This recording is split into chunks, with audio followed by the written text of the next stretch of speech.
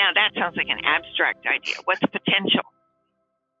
But we all know when our potential increases. My grandma used to say to me, Marilyn, you're not living up to your potential. And I would get insulted. But she had much more of an eye on my potential than I did.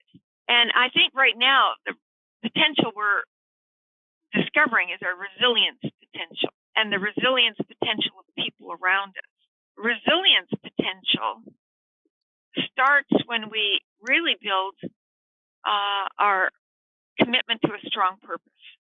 A leader can focus on that purpose and inspire people around them with that purpose and work with others as they build their potential to really find the next step with that purpose. By the way, Libby is saying, I can't imagine Marilyn not reaching her potential. Well, I can. See, I can measure it. Every day you can measure it. Am I living up to my potential? Libby, ask yourself, where on the scale from 1 to 10 are you today with your potential? And then ask yourself, how can I raise it 5 points more? 5 points. Mm. Well, you could even go 1 point higher. 5 points might take you to 10 out of 10. But then you notice your huge potential. But how can you right now start? How can you make one small step to start?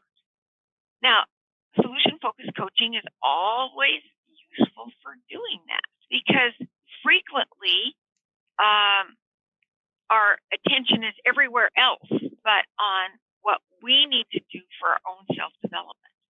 And those often are very small things. I sometimes call them trim tab items, the rudder on the rudder. Do you know what a trim tab is? I have to admit, I don't. Okay, well, let me tell you a story. If you were driving the Queen Mary right now with your wheel. Big cruise ship, for everyone who doesn't know. A huge, huge cruise ship. The biggest. And suddenly in front of you, you see an iceberg. It's a mile away. And at that point, your steering wheel suddenly disconnects. Now, you think, we're in trouble. We're going to hit that iceberg. But in fact, every cruise ship has a rudder on the rudder. And that means so that even if the whole electricity system is not turning the ship, you can, with that steering wheel, with your own weight, turn the Queen Mary. And it's a little rudder on the rudder.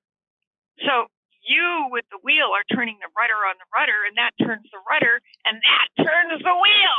Wow. Now, that's exactly like our life right now. And when we work with a coach, we build those kind of strategies.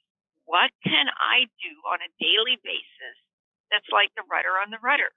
Maybe you can't manage 50 different things to change your health, but you can manage one.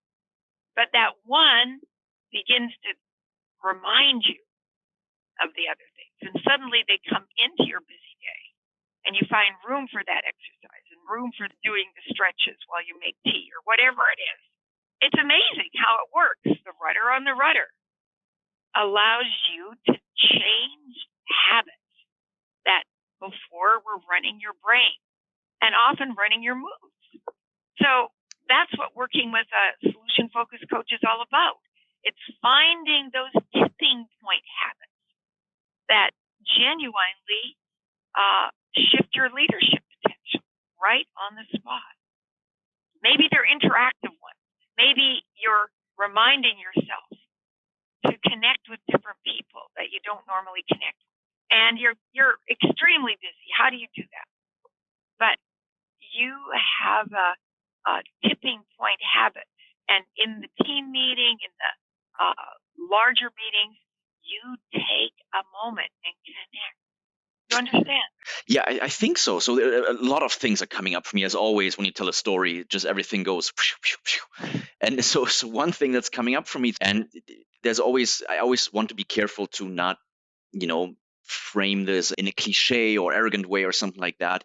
But in a way, a crisis is an opportunity. And again, this sounds very cliche, but what you're telling me is that when there is a disruption, a break in business as usual, that forces us to question our habits, and it kind of leads us to re-engineer what it is we're doing. And we're not turning the wheel like this, we're turning the wheel like this, right? And it takes conscious effort, and that allows us to focus on what's really, really important. What is that bigger vision, and how does everything else cascade down from there?